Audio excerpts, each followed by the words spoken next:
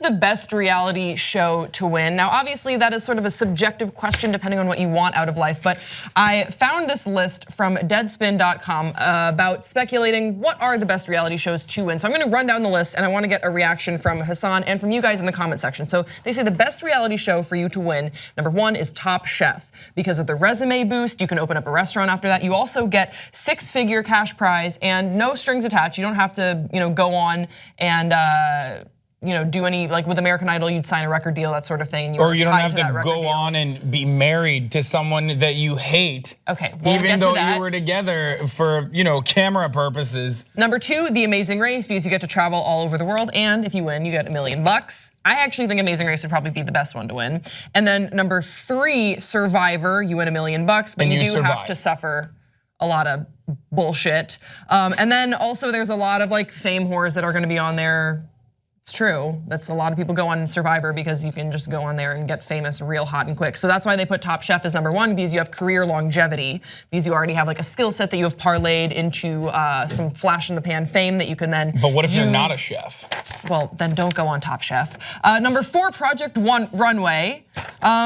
Really? Yeah, well, I would, this is what they're putting on their list. I would disagree a little bit because I don't know any major Project Runway designers that have made it big outside of those early seasons, but I haven't been watching recently, so maybe there have been a couple big ones. Maybe that leads to the fact that their argument that they're making here is like, even though people watch The Bachelor to gawk at people behaving in an erratic and insane manner, you leave with your dignity intact when you participate in Project Runway, but that may— Unless you're a bitch, because there are always gonna be sassy contestants that, reality show producers love, but that viewers love to hate and they won't ham buy their up. stuff. Ham it up. And then the 5th one they say is Chopped, and they say that this is a good show to win because you win and then you only takes about a day to film. I'm not really sure how much money, I think they win $10,000 on Chopped, I could be wrong about that. It's a smaller cash prize, but it's a day of your life, and then you get to showcase some of your culinary expertise. And then number 6 is The Voice.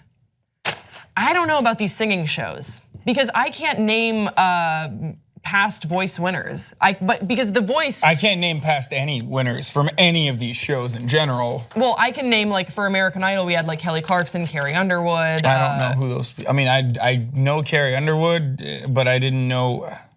That's Frances Underwood's wife in yes, Frank Underwood. Frank Underwood's wife, right? Well, I think the thing with The Voice that I've heard the argument before is that The Voice is a really fun competition show to watch, and it's fun to watch because you have these very contemporary and relevant musicians acting as the judges. So you watch the show for the judges; they are the talent, and then the people that are coming on the show to perform to showcase their talent are really just sort of the guys. That's what the game is. They're sort of a plot device so that we can watch these cool judges like Adam Levine, have fun with what's his face at the expense of people trying to achieve their dreams. What's the name of the other Let's guy watch that's Adam on the Levine show? have fun. Miley Cyrus was on it. Miley Cyrus, well, they've had everyone. I mean, Gwen Stefani, Alicia Keys, but I'm blanking on the guy. Yeah, I that's really always... want Gwen Stefani to tell me about how music works. Okay.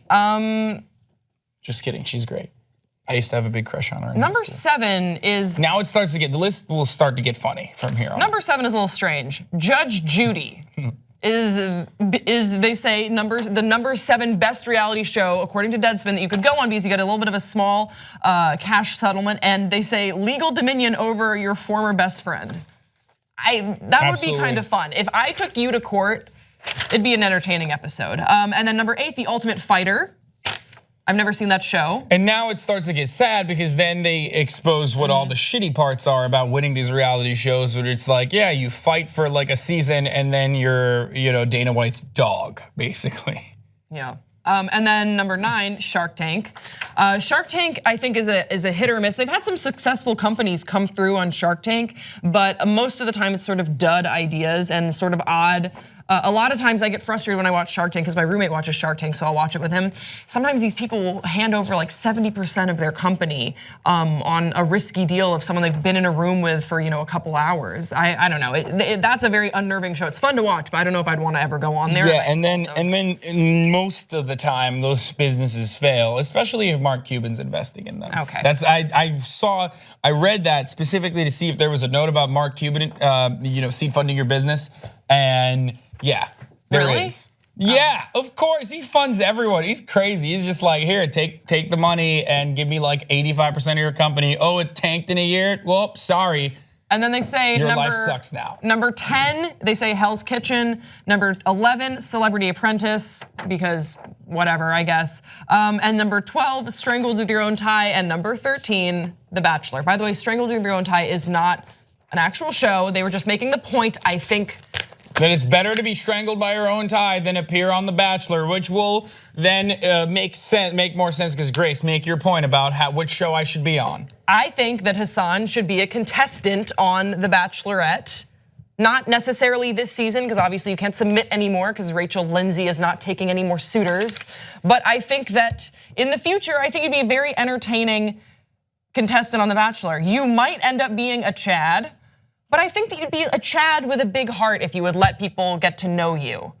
But here's the thing, like, I'm not a real estate developer from Austin. You know what I mean? Like, if that was the case, then great. Like, I go back to my hometown after a stint on The Bachelor, and all of a sudden I'm getting paid like $5,000 in appearance fees to open up Cake nightclub in Arizona, and it's probably a strip club, but whatever. I'm making $5,000, and my life is a sad reality now, and I'm just sinking deeper into depression as I drink away my sorrows. What went wrong? I thought I would be famous one day, but this is what I'm doing now. I'm just appearance fees and Fit Tea, promoting Fit Tea on Instagram. And eventually those advertisers will back away from my Instagram page. And I haven't really made any progress in my career. People aren't following me anymore because I'm no longer on television. So I start to do crazy shit. I start to do crazy shit like public appearances where I yell out racist things.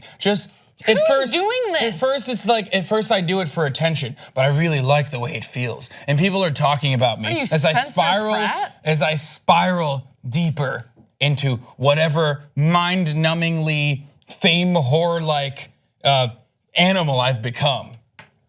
And that's what happens when you go on reality television, and that's why it's fucking stupid. I think you're for every 400 idiots out there, there's like only one person that like kind of makes it, and always you look back at them and you say, this is dumb, you're stupid for being on this show. And I'm referring to like every single person. I'm obviously exaggerating. I think you are legitimately confusing the Bachelor franchise with The Ultimate Fighter. What? No. Because you are making it sound like way more intense and cutthroat than I think it is. Now, I am obviously No, I'm talking about post-Bachelor fame or whatever you call it. I have friends that have been on reality TV shows. You know what they do now? They sell real estate. You know why? Because they have no applicable skills, and they had like a brief moment of fame, and they have nothing. They have nothing after that. I think you're a little bitter because Hasan and I almost got on a game show together. I was gonna talk about that. We were cut at the last minute. We were going on as best friends to compete on a game show, and they did us all up in makeup and everything. We were ready to go. We waited in the green room for hours. We basically spent a whole day, and then they came in and they told us that we would not be going on the show because they thought we were boring. They were like, you guys are too dull. We don't know if you're ready to be in front of cameras, literally. While we were already in front of cameras as our profession. They said, it's funny how it works out. They said, this accountant from Idaho is gonna do a better job on camera with Craig Ferguson than you two ass clowns who think they have a shot in Hollywood. To be fair, that accountant from Idaho was hilarious. Yes, but really still, those producers, thumbs up to you guys. Hi, Celebrity Name Game. Good job, Celebrity Name Game. Hasan, and you blew it. 14 Daytime Emmy winner, Celebrity Name Game. Guys, we want to hear from you in the comment section below. If you could go on a game show or reality show, what do you think is the best one to go on? What gives you the best chance of a successful life in the long term? Don't forget to subscribe to this channel. We'll see you next time on Pop Trigger.